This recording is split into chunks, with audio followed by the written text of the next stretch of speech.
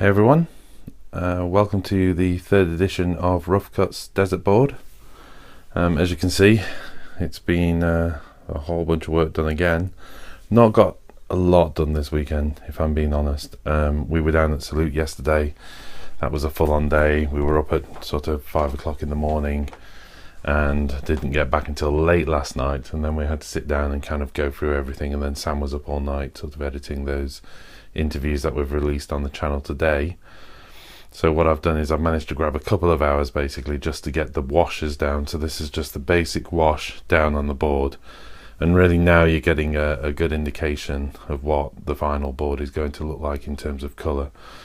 So as you can see, there's a lot more sort of variation of tone now. Let me just lift up from a little bit higher and see what you can see there. As you can see where the washes have sort of gone into the recess. Let's see if I can close in on some of these bits and get the focus. So we've got the cracks are showing up now, and the little holes in the clay and those kind of things are showing. This is working really well. And on the scenery, it's worth mentioning some areas are a bit shiny, and that's because the wash is still to set. And also the wash is kind of strange. It's a homemade mixture, which, you know, obviously hitting this with 700 pots of Agrax Earthshade is not really the way to go. So it's a homemade mixture, and it contains sort of half of it's about sort of matte acrylic medium, and using inks to create the tone.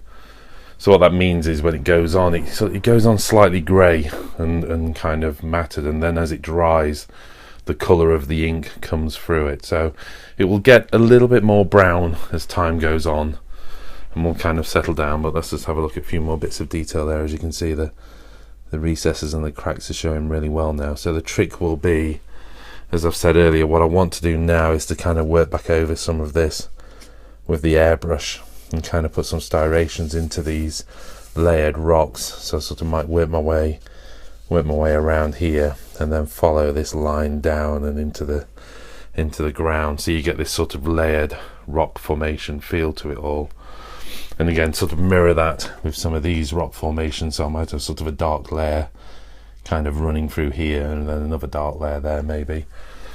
And once that's done, really it's a question of just, I suppose, hitting it with a final sort of dry brush, just to try and pick out the edges of the rough texture, some of the sand texture there, and also some of the edges of the rocks, etc. But mainly I think to sort of catch edges of here and real spiky bits on the scenery, just so it picks that out.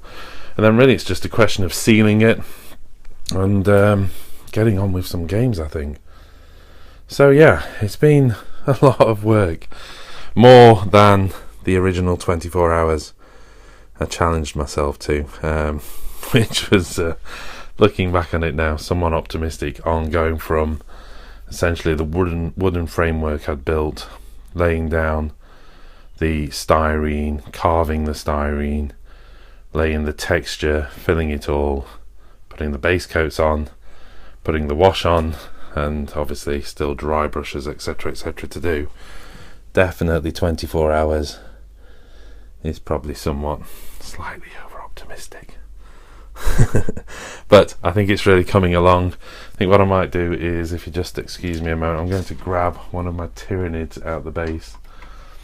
And as you can see, this was the original plan all along, was to try and sort of colour match the board to the Tyranid bases.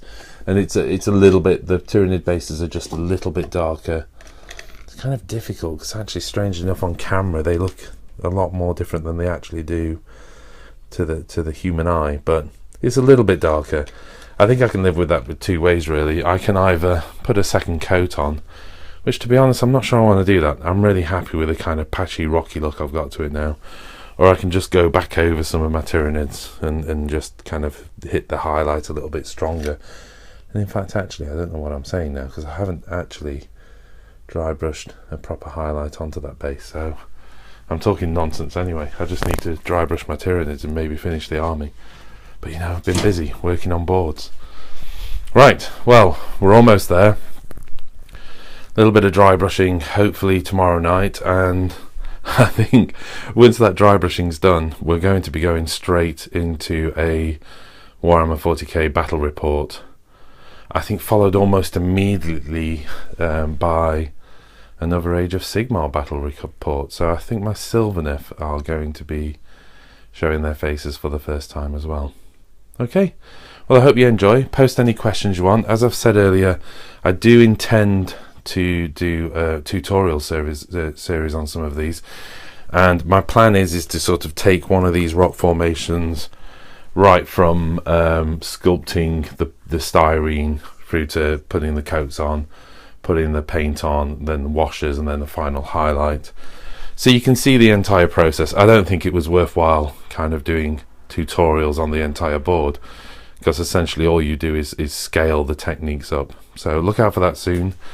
I do need to make one more piece of scenery. I just think I need a couple bits more of scatter terrain to get this right. So yeah, that might be an ideal place to start for the tutorial.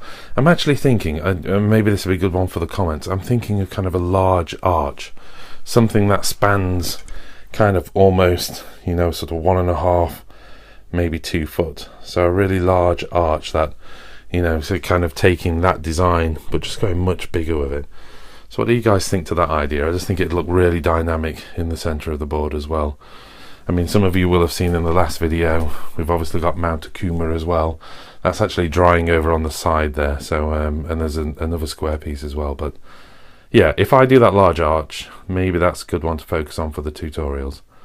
Alright, well, I hope you enjoy. If you like what you see and you haven't already, hit the like button, and if you're not following us on YouTube, hit the subscribe button, and also follow the links at the end of this video and pop along to our website where there's a load more content for you to all see.